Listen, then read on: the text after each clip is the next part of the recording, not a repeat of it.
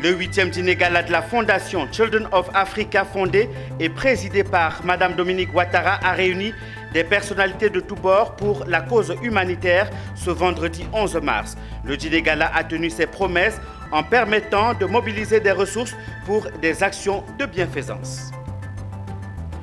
Le Kokan Business Club vient de voir le jour à Abidjan. Il a été lancé officiellement ce 10 mars. Une lucarne offerte aux chefs d'entreprise privées nationales et internationales de mettre en avant leur savoir-faire, leur expertise d'investissement pour la Cannes 2023 en Côte d'Ivoire. Nous aurons comme invité dans la rubrique Invité politique de ce week-end, M. Abou Bané, président des cadres et élus du Grand Nord. Avec lui, nous reviendrons sur les raisons de la création de l'UGN.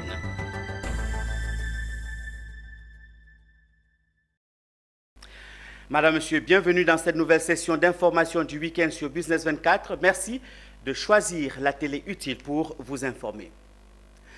La Fondation Children of Africa de la Première Dame de Côte d'Ivoire a organisé son 8e dîner gala ce vendredi 11 mars 2022 à Abidjan. Cette 8e édition de gala de charité de la Fondation de Dominique Ouattara était placée sous le thème Africa is the future. Des fonds ont été collectés au cours de la soirée pour la reconstruction de la case des enfants et les femmes victimes de violences basées sur le genre à Adiaké. Une soirée riche en couleurs qui a tenu toutes ses promesses. Zénab Dosso et Marius Seri nous font le point.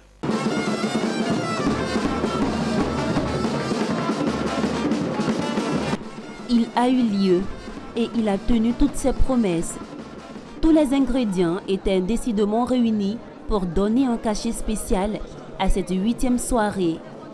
La magie du décor, la musique langoureuse, les plats exquis et exotiques sont autant d'éléments qui ont fait rêver les invités de la maman des enfants démunis.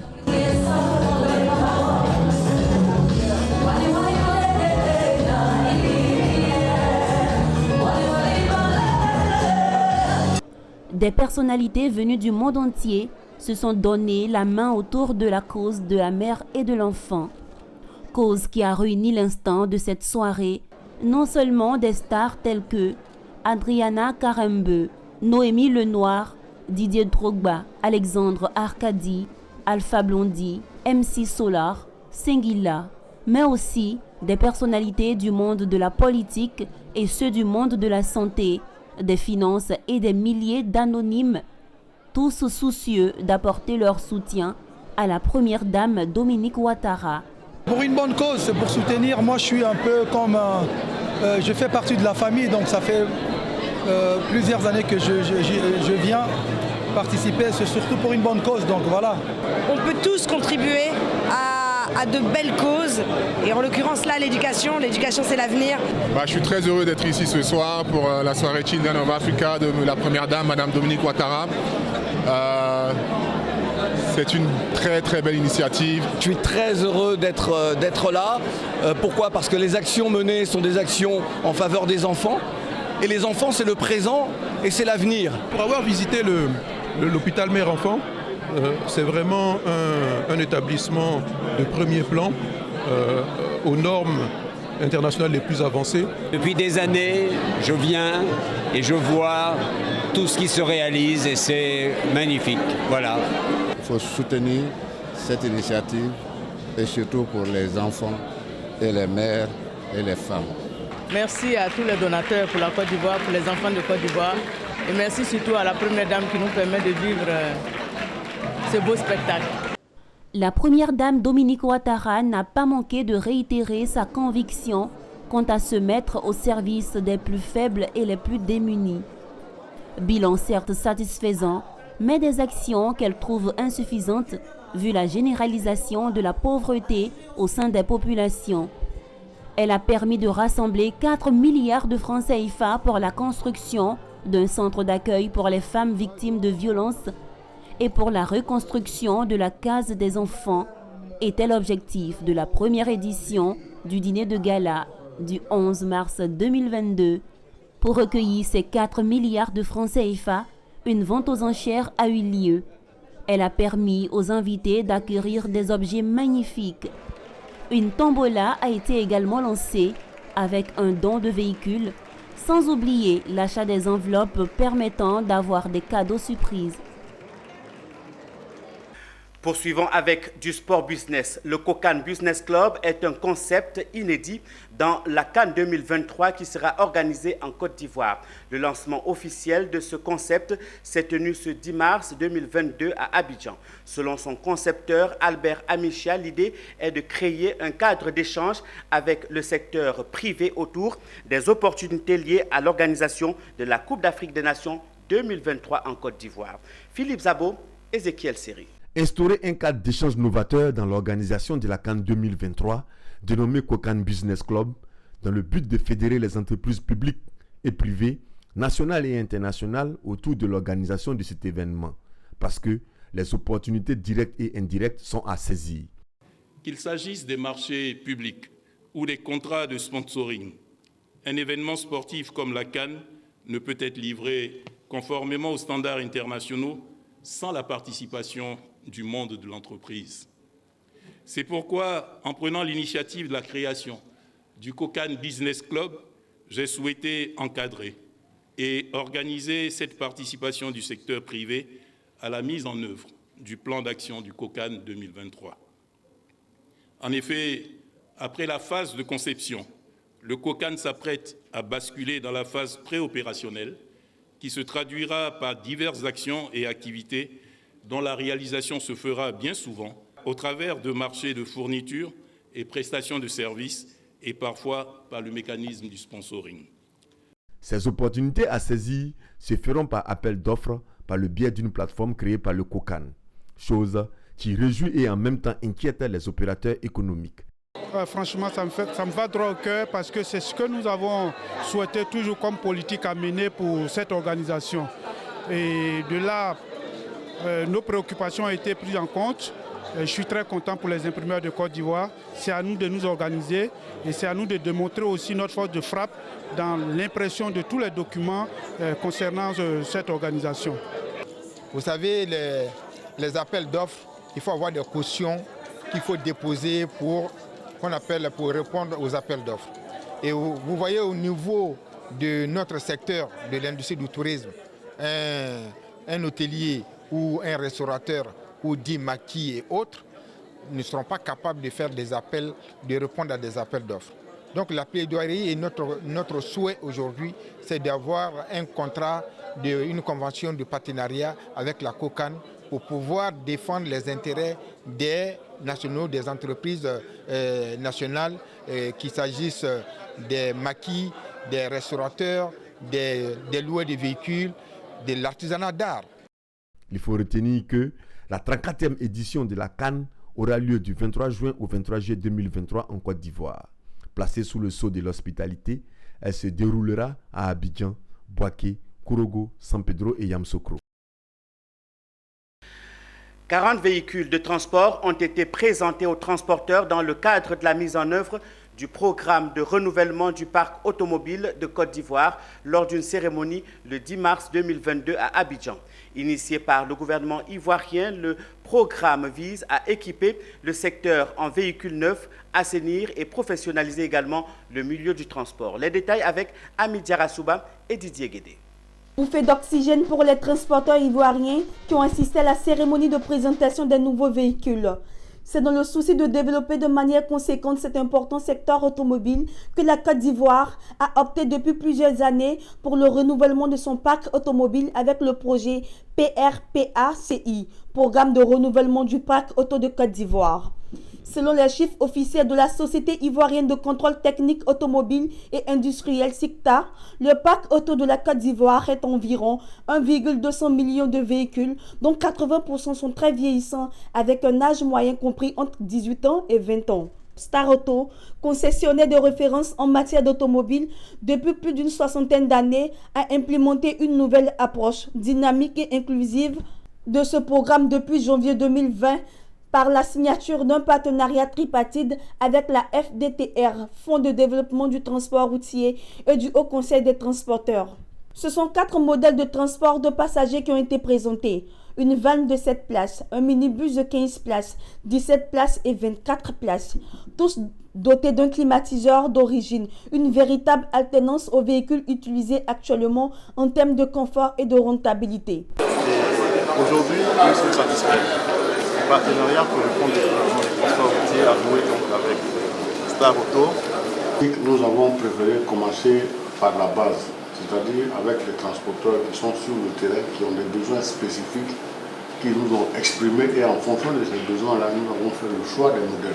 Il faut signifier que c'est en 2017 que le gouvernement ivoirien a lancé ce vaste programme de renouvellement de son parc automobile qui consiste à assainir le milieu du transport en Côte d'Ivoire.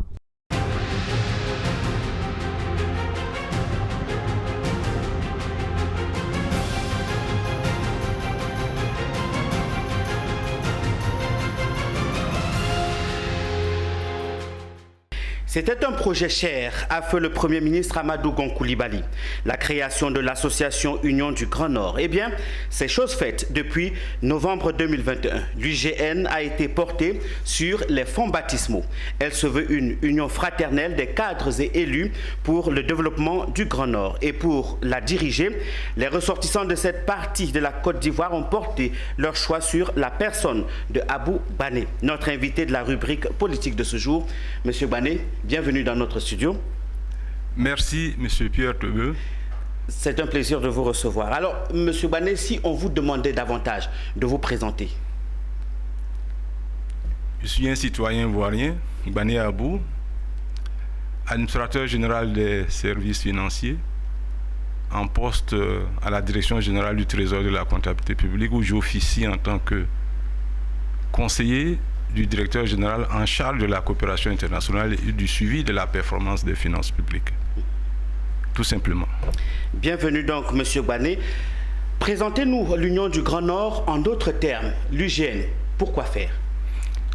L'union fraternelle des cadres et élus pour le développement du Grand Nord, j'insiste sur le mot développement, est une union qui a été élevée sur les fonds baptismaux depuis le 13 novembre, vous l'avez noté tantôt. C'est une union qui compte 11 régions de la Côte d'Ivoire, du Bafing jusqu'au Tchologo, en passant par le Bunkani, la Bagoué, le Gontougo, 11 régions de la Côte d'Ivoire, 11 régions du nord de la Côte d'Ivoire. Il s'agit d'une union des cadres et des élus pour amorcer le développement du pays, nonobstant ce que l'État a déjà fait, que les communes ont déjà réalisé ou que les présidents des conseils régionaux et même districts ont déjà réalisé. Les cadres ont leur partition à jouer dans ce domaine. Monsieur Bané, dites-nous, votre association, est-ce qu'elle rassemble les cadres, n'est-ce pas, du PPACI, de l'ex-président Laurent Gbagbo, ou encore le PDCI, RDA de Aimé Henri Konan Bédié? L'UGN est une union qui est ouverte à tous. C'est une association apolitique qui comprend l'ensemble des cadres et des élus des 11 régions, qu'ils soient du PDCI, du RHDP, du PPACI, de l'UDPCI ou des autres partis politiques.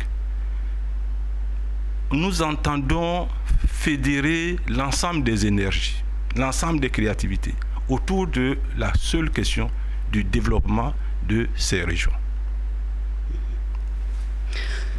Beaucoup d'encre et de salive ont coulé sur l'opportunité de l'UGN. Si pour vous, cette union suscite beaucoup d'espoir, d'ailleurs, pour d'autres, par contre, il inspire inquiétude et risque de favoriser le régionalisme et même de diviser la Côte d'Ivoire. Qu'avez-vous à répondre pour rassurer les uns et les autres, M. Bané? Il n'en est pas question. L'UGN, c'est au contraire une opportunité pour fédérer l'ensemble des énergies pour unir les Ivoiriens. Mais cette unité part déjà de l'union des cadres du Grand Nord pour ensuite essaimer autour de l'ensemble du pays. Nous encourageons d'ailleurs les uns et les autres à créer de telles unions de sorte que les cadres et les élus parlent le même langage, de sorte qu'ils puissent être complémentaires de l'État dans le cadre de développement de nos régions. Vous savez, le Grand Nord, c'est 11 régions, je l'ai dit tantôt, mais c'est aussi des spécificités, des caractéristiques. Il y a relativement beaucoup de pauvreté. Les infrastructures également, on en demande véritablement. L'alphabétisation, il faut la mettre en œuvre. C'est beaucoup de besoins au niveau du Grand Nord.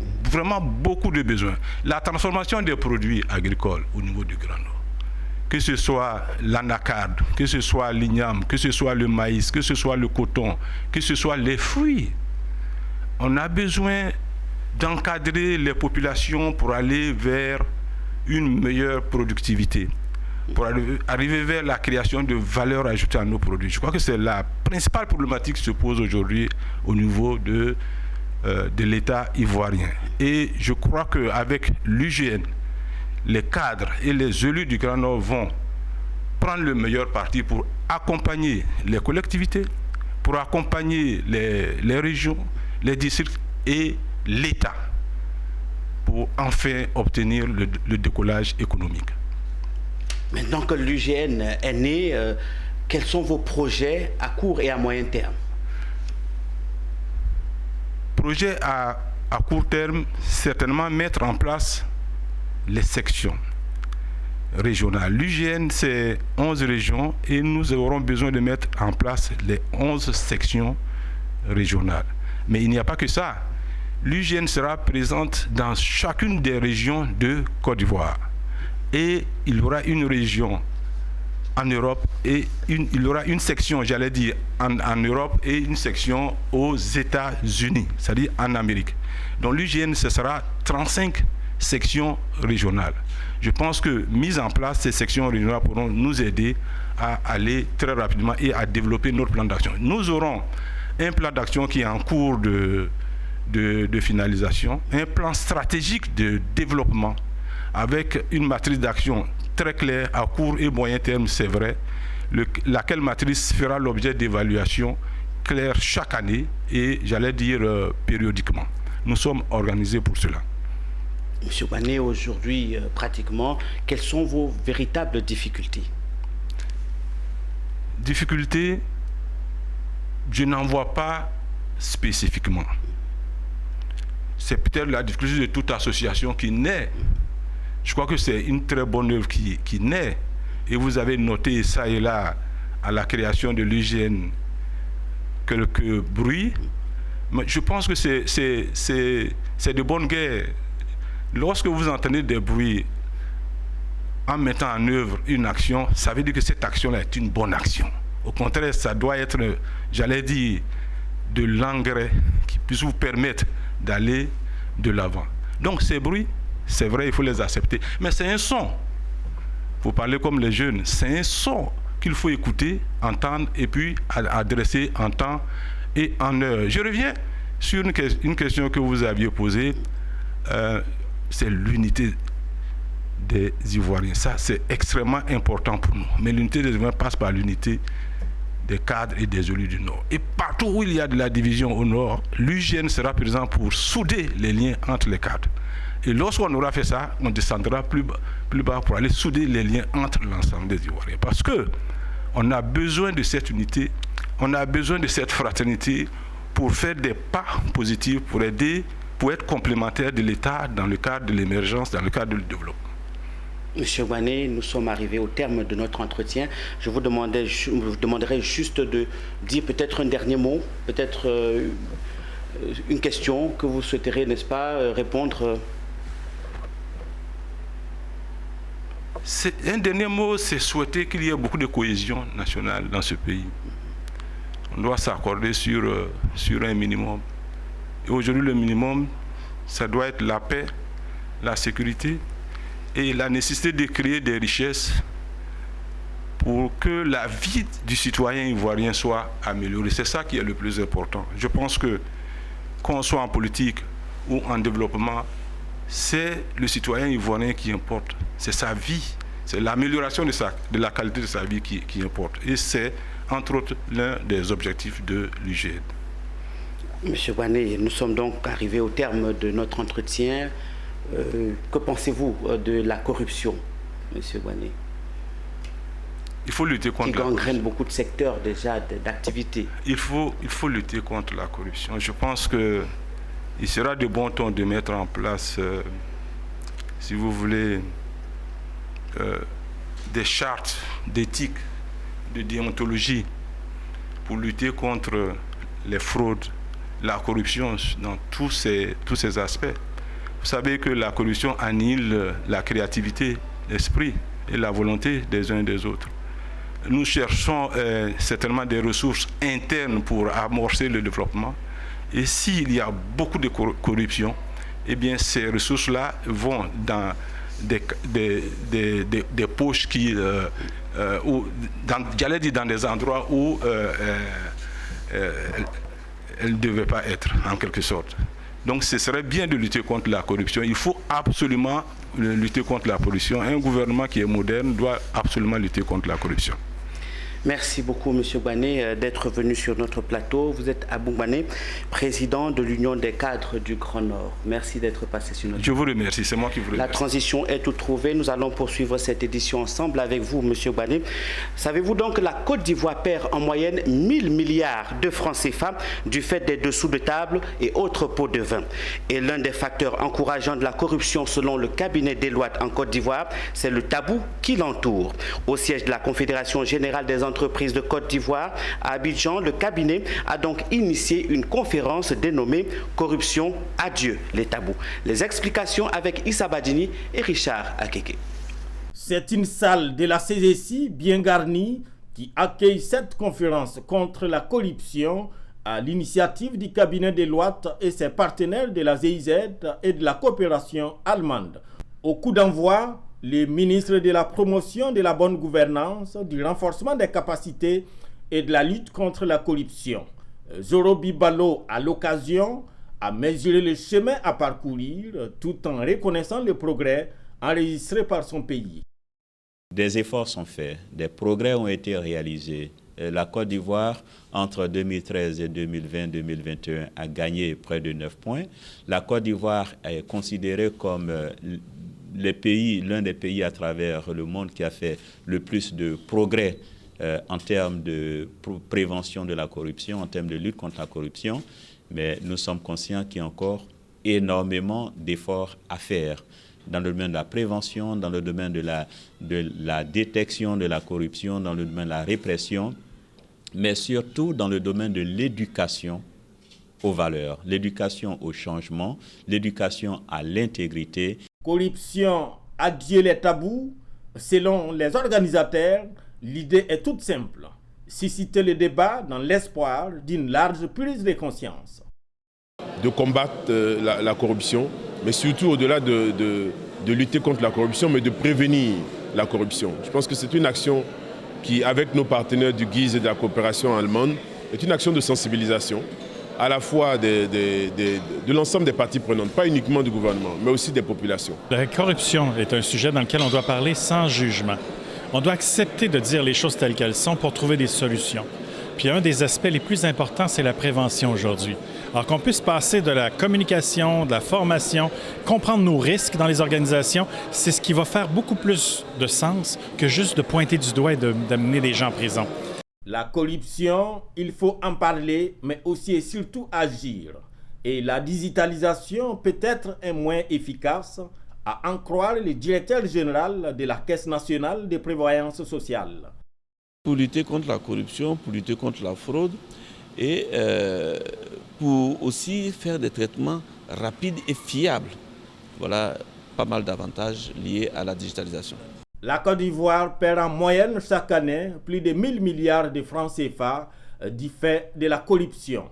Selon le classement de Transparency International 2021 de l'indice de perception de la corruption, la Côte d'Ivoire est classée 105e sur 180 pays, derrière le Ghana, le Sénégal ou encore le Burkina Faso, classés respectivement 73e et 73e ex aequo et 78e. Un mot sur la dette en Côte d'Ivoire. Réunis depuis Paris, Yaoundé, Conakry, Abidjan et Brazzaville, les acteurs de la société civile ont échangé par la magie de la visioconférence sur les politiques d'endettement. Ce séminaire international a été l'occasion pour les participants français et africains de procéder à un échange d'expériences dans le plaidoyer sur la dette. Renforcer les capacités d'analyse des plateformes pour mener efficacement un plaidoyer sur les politiques d'endettement et l'annulation de la dette. Tel est l'objectif poursuivi par la plateforme française Dette et Développement PFDD en organisant ce jeudi 10 mars 2022 par visioconférence en multiplex un séminaire international sur la dette et au nombre des participants, la société civile ivoirienne. Puisque nos États s'endettent, ils s'endettent, prétendent-ils, pour le développement de la cité, cette dette, elle est contractée au nom des citoyens. Alors, s'il y a un remboursement à faire, s'il y a une responsabilité à prendre, c'est toujours ces mêmes citoyens qui sont les contribuables qui sont concernés. En tant que fêtière, l'une des fêtières importantes de la société civile, nous en avons fait notre cheval de bataille.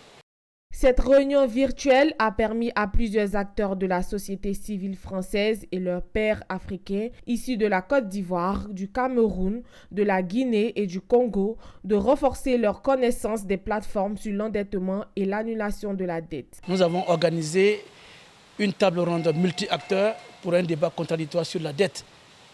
Il y a plusieurs positions là-dessus. Il est important pour nous d'écouter tout le monde, de croiser les arguments pour et les contre-arguments. Et ça nous permet de nous faire une idée plus objective sur la question. Au terme des échanges, la Convention de la société civile ivoirienne entend remettre les résolutions émanant des travaux aux instances dirigeantes ivoiriennes. Retour sur la célébration de la Journée internationale des droits de la femme sur Business 24.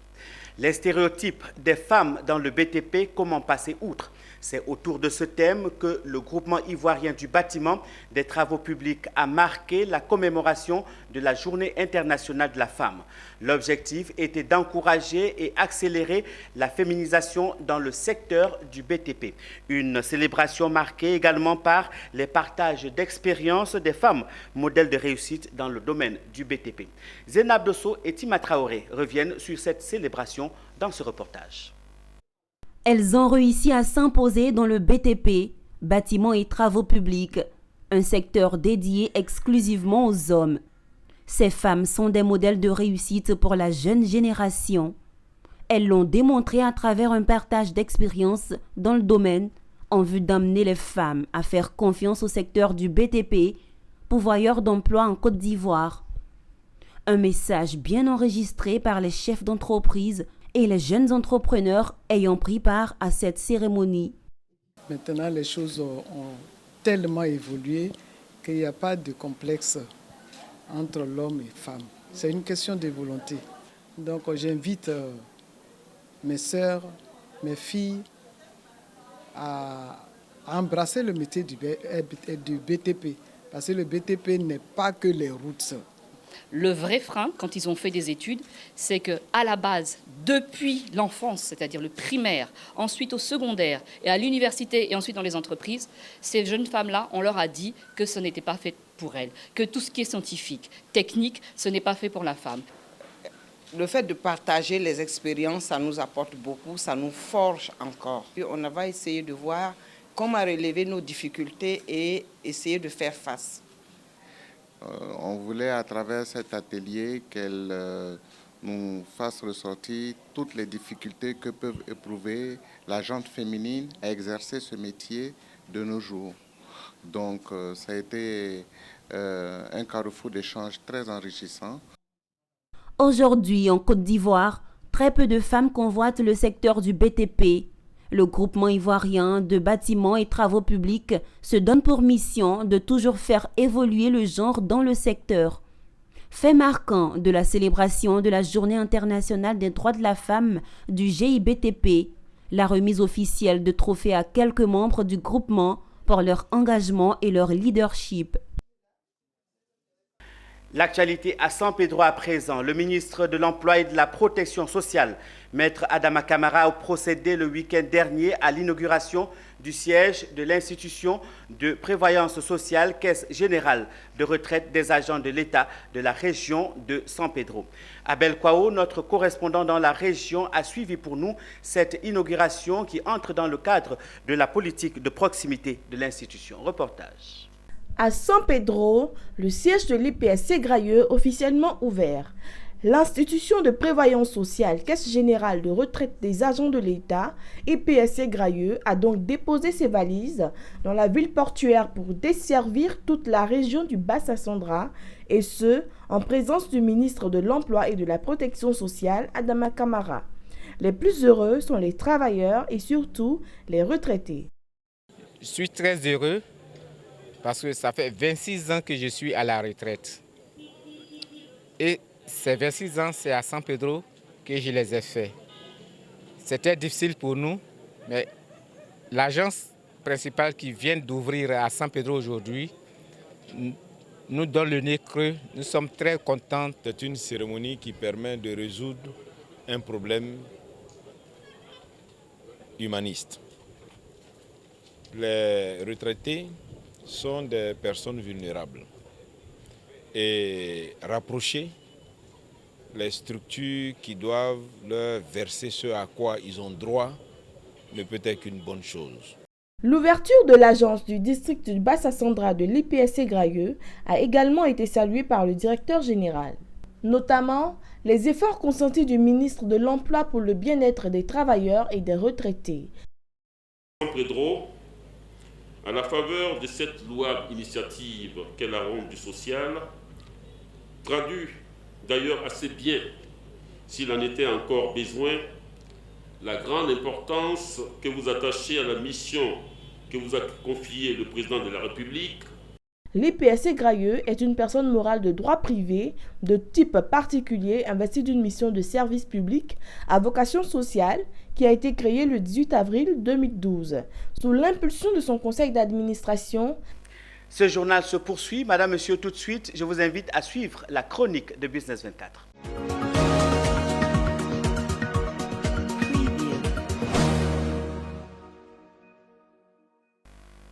On a chanté, dansé, on a bu, on a même eu notre part de gueule de bois mardi dernier.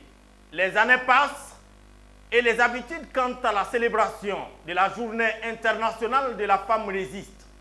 À croire que les droits proprement dits de la femme sont relégués au second plan dans une journée qui, initialement, devait permettre à nos mamans de tirer la jauge pour vérifier les niveaux des acquis et sonner l'alarme où il faut. Hélas, mardi dernier, le folklore et les superfétatoires l'ont une fois encore emporté devant l'himalayanesque des crochets que la femme doit se défaire. C'est vrai que ce 8 mars, quelques initiatives révolutionnaires ont pointé du nez à l'image en Côte d'Ivoire de la conférence 5 histoires inspirantes à partager de Sika Finance et autres talk shows de l'ONG Bloom. Sauf que dans les bars et maquis, avec leur lot d'alcool surdosé et de poulets somnifères, attirent plus que la lutte émancipatrice. Donnant du coup raison à ceux qui estiment que se sacrifier pour un peuple ignorant, c'est comme s'immoler pour éclairer le passage d'un aveugle. Loin de nous l'idée de nous ériger en donneurs de leçons ou des pompiers des cimetières, cependant il faut l'avouer, et les femmes doivent le savoir, les mâles ne lâcheront pas du lest, voire ne descendront pas de leur trône pour siper. Il faut descendre des hauts talons, se démaquiller s'il le faut et enlever les grosses lunettes solaires afin de voir le nez gordien dans lequel la femme est placée avec parfois sa propre complicité. Le politiquement correct ou encore la formule consacrée voudrait que l'on dise que des progrès notables sont à noter. Ce n'est pas totalement faux. La femme vote désormais, dit-on. Elle travaille et a presque le même traitement salarial que l'autre. Elle fait de grandes études, elle les présente à tous les postes de responsabilité. Un tableau mielleusement peint, mais qui cache difficilement le fait que l'autre nom de la femme, c'est la pauvreté. Oui, nos mamans sont plus pauvres que nos papas. Aussi, en 2022, des mots comme viol, violence, stigmatisation, mutilation, mariage forcé conservent toujours leur sens premier, quels que soient les dictionnaires consultés. Voilà la guerre qui mérite d'être menée sans gants ni make-up, encore moins de faux ongles au risque de les abîmer. Oui, il y a de quoi à faire une guerre. Plus de la moitié de l'humanité est féminine. Une majorité pourtant qui pourrait se contenter d'un quota de 30% ou tout au plus de la parité dans les instances décisionnelles alors qu'elle peut légitimement prétendre l'actionnariat principal. Il suffisait pourtant qu'elle dépose les linges de son semblant de confort pour réveiller en elle la Rosa Parks, la Jeanne d'Arc, la Cléopâtre, la reine Kokou ou la princesse Yenenga qui sommeille en elle pour qu'elle soit propriétaire du gâteau. Tous les gâteaux, oui, c'est seulement à ce prix que la femme arrachera tous ses droits, ou presque, des mains de l'autre sexe qu'elle réclame depuis Mathusalem. Mais pour cela, il faudra déjà que le 8 mars et le 14 février n'aient pas le même parfum. C'est une question de bon sens, ne serait-ce que par respect aux origines des deux dates. Tout cela pour dire que la femme sera l'actrice principale de son film. Ce film, il y a l'esclave qui n'est pas capable d'assumer sa révolte, ne mérite pas que l'on s'apitoie sur son sort. Cet esclave répondra seul de son malheur s'il se fait des illusions sur la condescendance suspecte d'un maître qui prétend la franchir. Seule la lutte libère, celle de Thomas Sankara. Dédicace spéciale à Odile Pouon, notre célèbre psychopédagogue. Une autre Yenenga des temps modernes. À bientôt. Madame, Monsieur, c'est sur cette information que nous refermons ce journal proposé par l'ensemble de la rédaction sur Business 24, la télé utile. Passez un très excellent moment, un très excellent week-end. Je vous retrouve un peu plus tard pour une autre édition du journal. Au revoir.